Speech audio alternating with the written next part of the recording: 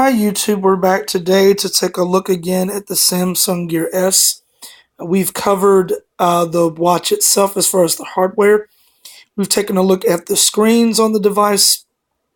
So we've pointed out that you can customize the screens, you can add things, delete things. We've gone over that. Well, in this segment, we are going to cover the settings, which is this little blue wheel that you see at the bottom.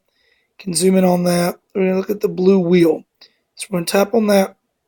It takes us into a settings section that is all about what you can do with the background of the device, how it looks, and so forth. You have style, which basically allows you to pick wallpapers. Let's go back here. Tapping the wrong thing. Please forgive me.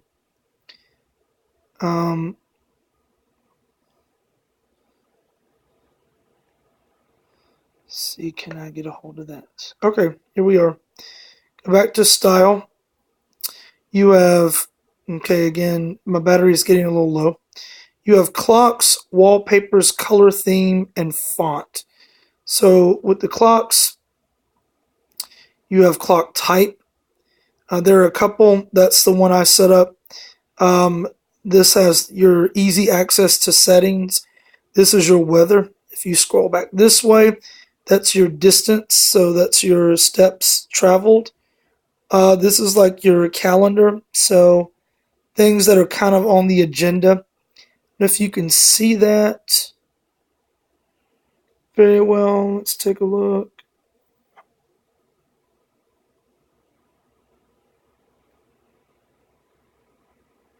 In any case, that's kind of your calendar for projects. That's just a time. This is your distances as well as your agenda for the day. So some might tend to like that. These are your like color wallpapers and clocks. I apologize if you cannot see these. But if you look at them from this way, there we are. You do have the blue one. You do have a white one. Again, forgive me. This is from the Nexus 5. Videography is not the best on this thing. So, see, can we see it better at a distance? Yes, it looks like at a distance it tends to do a little better. So there we go. You can actually see those a little bit nicer now. But yeah, those are the clock faces. What you can do, the clock type. Wallpapers is another section, and you've got a bunch of colors here that you can customize. You see the green there. This is a nice little like kaleidoscope like wallpaper. There are a couple of other dark blue ones, patterns of various kinds. And then, of course, my own that I created. You have a color theme that you can do. These pretty much look the same, more or less, with a little color difference. Then you've got your font.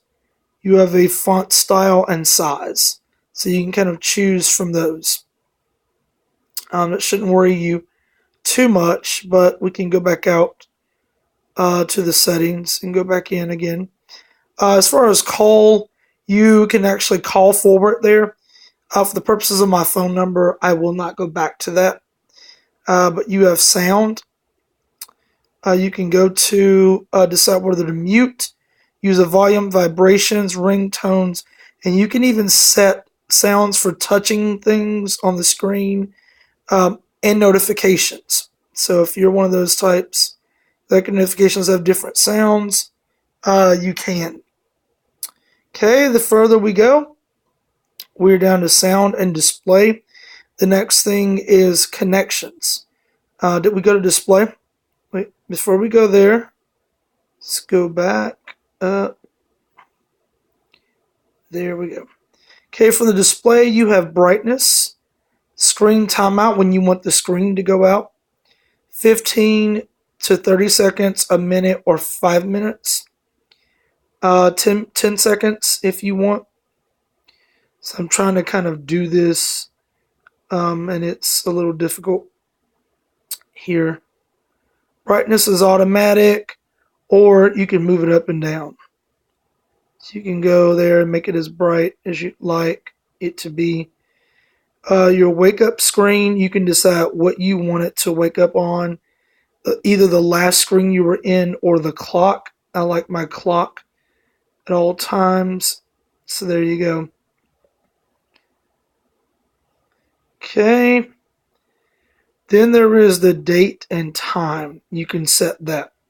So that's a bit of the display setup that you have as far as your settings go. There we go. Now you have connections, notifications, messages, do not disturb. You even can put a privacy lock on here like you would a smartphone.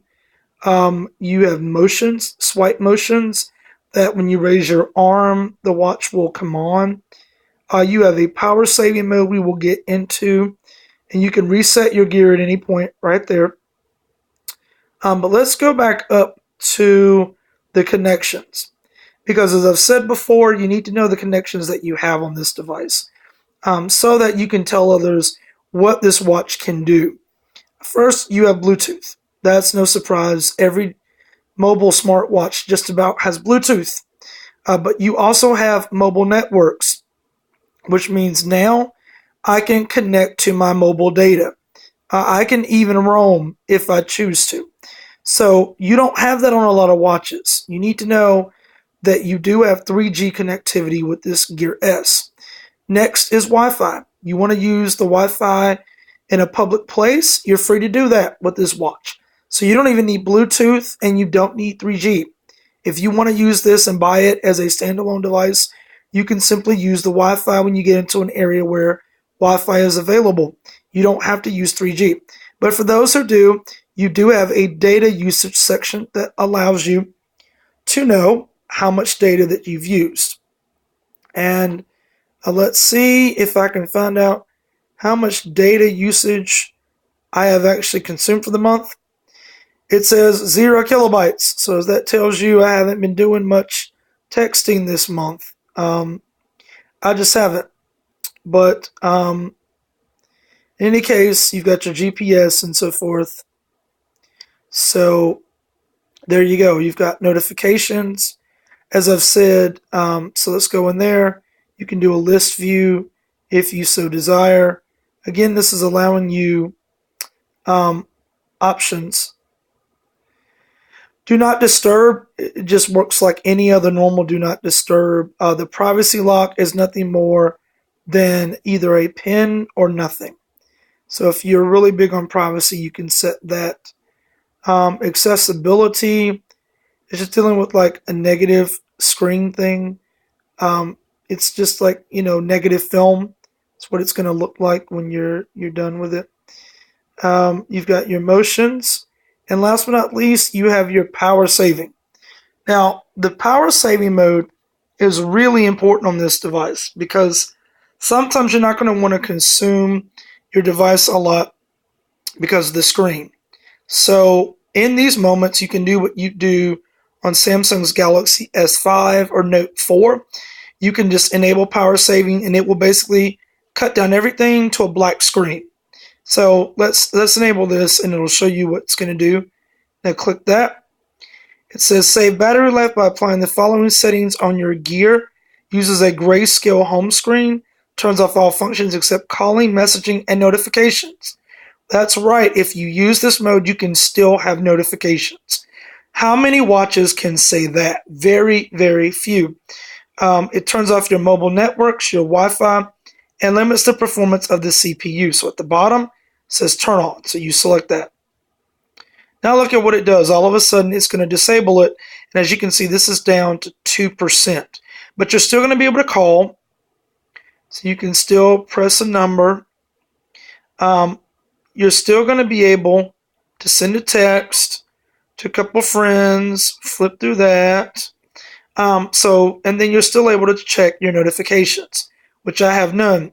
And at any point you want to get out of this, press the little wheel at the top. It'll say turn off power saving, and then you click OK, and it will do that. But this was a look at the settings section. I hope you enjoyed this. We'll be back to give you more of an examination of the Samsung Gear S. Take care and we'll see you soon. Bye bye.